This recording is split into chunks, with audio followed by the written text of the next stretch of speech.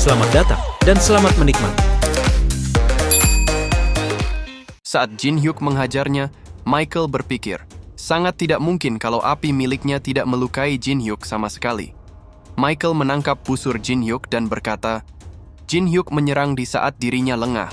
Dirinya tidak menyangka akan menggunakan semua mana miliknya. Tapi apakah Jin Hyuk berpikir kalau ia akan kalah begitu saja? Saat Michael akan menyerang Jin Hyuk, tiba-tiba Alice menahan serangannya. Alice mengatakan, apakah Michael berpikir kalau dirinya hanya menonton dan berdiam diri saja? Jin Hyuk, apakah kamu baik-baik saja? Sepertinya mana Jin Hyuk sudah sangat sedikit. Jin Hyuk berpikir, kenyataannya, ia hampir tidak mampu mempertahankan Alice di luar cincin. Dan dalam 10 menit, esensnya akan habis, dan kesempatan menang akan menghilang bersamanya. Di suatu tempat, di lantai ke-39 Tower of Trials, para vampir berkumpul dan menonton pertarungan Jin Hyuk dan Michael. Mereka merasa kalau Michael akan kalah dalam pertarungan ini. Tapi, pemimpin mereka mengatakan, pertarungan belum berakhir, mari menonton untuk memantau situasi yang ada. Michael mengatakan, Alice mungkin dibuang, tapi dirinya tetap menaruh hormat. Alice mengkhianati kaumnya sendiri. Alice mengatakan, Michael berani berbicara kepadanya tentang pengkhianatan. Michael sendiri salah satu yang mengkhianati dirinya. Dan dirinya tidak berpihak kepada manusia, tapi ia berpihak kepada rekannya. Jin Hyuk menendang Michael dan mengatakan agar Alice segera menghabisi Michael. Alice menghujamkan tombaknya ke tubuh Michael, tapi Michael masih bisa menahannya. Alice mendekati mata Michael dan berkata, dirinya tahu kalau mereka sedang menonton melalui mata Michael. Camkan kata-katanya, kalian para pengkhianat. Dirinya akan balas dendam kepada mereka semua. Michael mengatakan, tapi Alice masih terlalu lemah untuk melakukan itu. Bahkan Alice tidak dapat menembus jantungnya dengan kekuatannya yang kecil. Tapi Jin Hyuk muncul dan menghantam tombak itu menembus tubuh Michael. Jin Hyuk pun terjatuh karena kelelahan. Alice mengatakan, akhirnya ia dapat merasakan balas dendamnya yang pertama. Sebenarnya, sebagian dirinya tidak pernah percaya sepenuhnya kepada Jin Hyuk, karena ia tidak tahu alasan Jin Hyuk menolong dirinya. Tapi hari ini, semua keraguannya terhapus, dan ia berterima kasih kepada Jin Hyuk.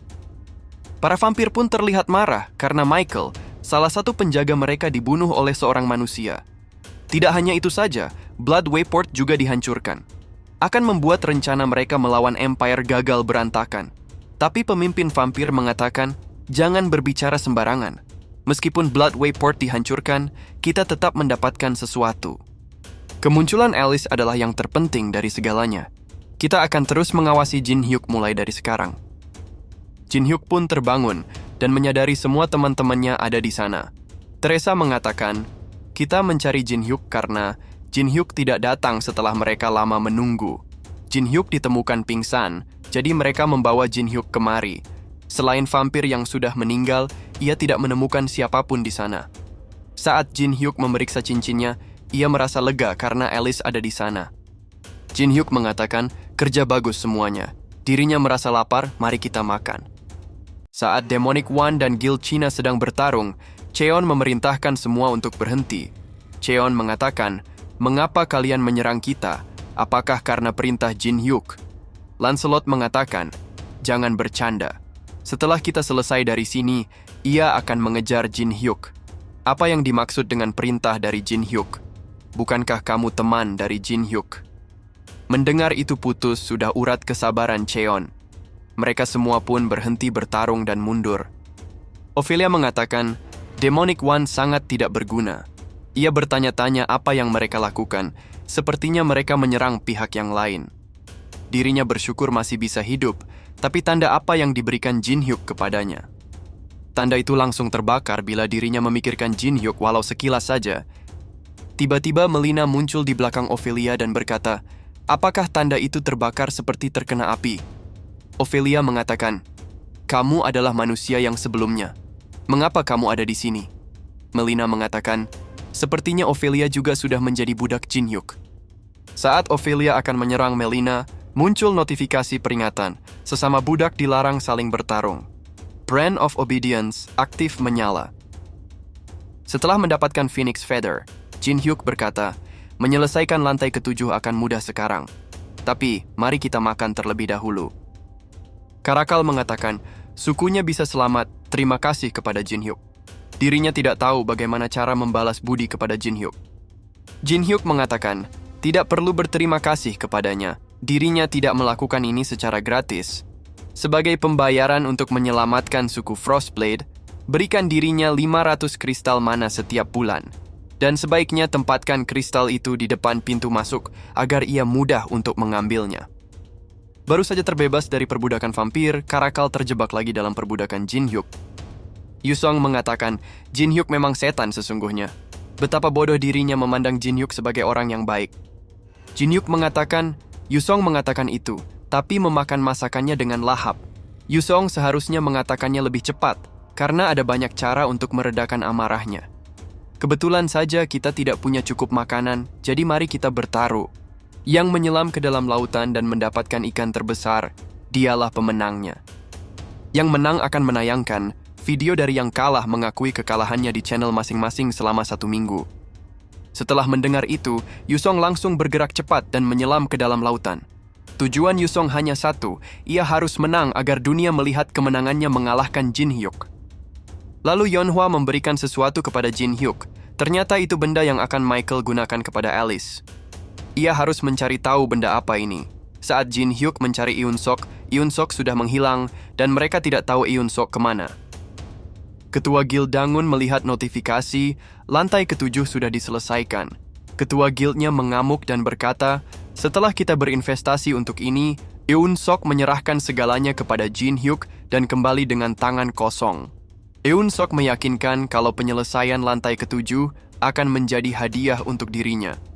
Entah apa yang Eun Sok lakukan di dalam, bagaimana pedangnya bisa rusak.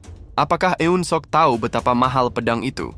Eun Sok hanya bisa tersenyum mendengar caci maki dari ketua guildnya. Direktur Asosiasi Awaken, Kim Tae-chun berkata sekali lagi, Jin Hyuk menjadi player yang menyelesaikan itu. Berdasarkan informasi dari Guild Dangun, ada kerjasama dengan lantai atas. Mereka bergabung dengan Demonic One untuk keluar dari tower. Tapi Jin Hyuk dan rekan-rekannya menghentikan rencana mereka.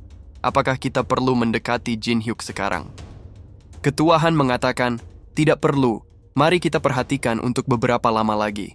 Akan tidak bijak memperlihatkan niat kita sembarangan. Masih sulit untuk memastikan apakah Jin Hyuk akan berada di pihak manusia atau pihak lain. Untuk sekarang, biarkan semuanya menikmati kemenangan mereka. Tatanan dunia masih dalam jalur yang aman. Manajer sebuah department store berteriak dengan antusias, perhatikan semuanya. Jalankan protokol VVVIP. Sebarkan berita ini.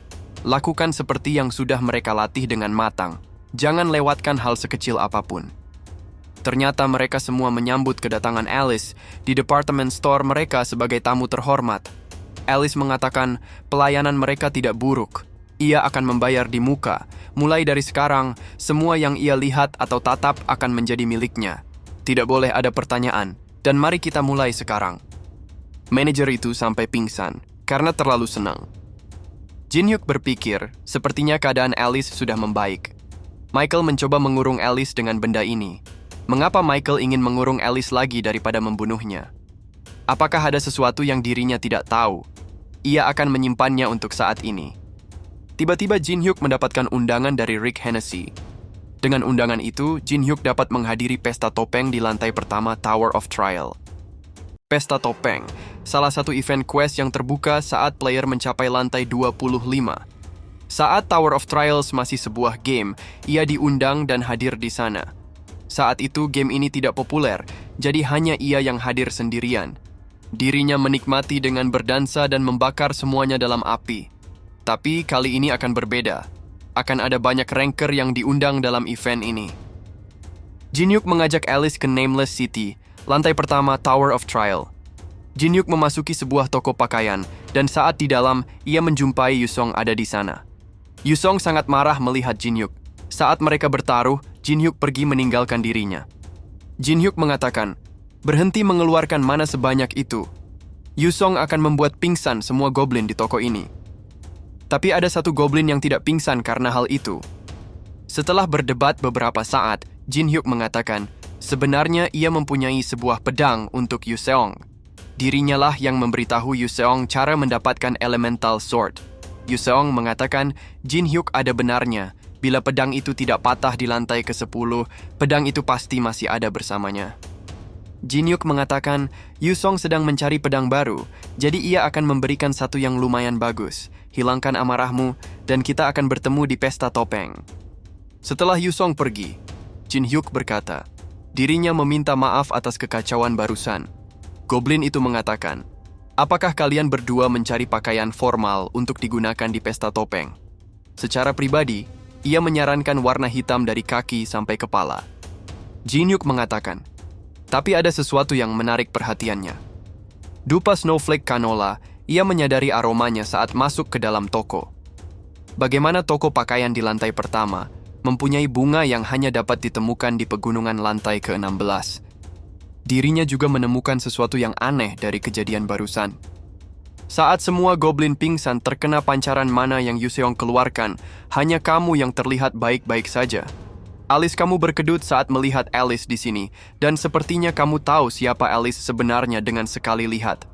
Meskipun kamu berlagak tidak tahu dengan apa yang dirinya bicarakan, kamu adalah Tower Administrator menengah, sama seperti Rick Hennessy. Jadi apakah dirinya salah? Goblin itu mengatakan, Jin Hyuk sangat menarik, sama seperti yang Rick katakan. Tapi ada satu poin yang Jin Hyuk salah menebak. Dirinya bukan administrator tingkat menengah seperti Rick. Sebenarnya Rick adalah bawahannya.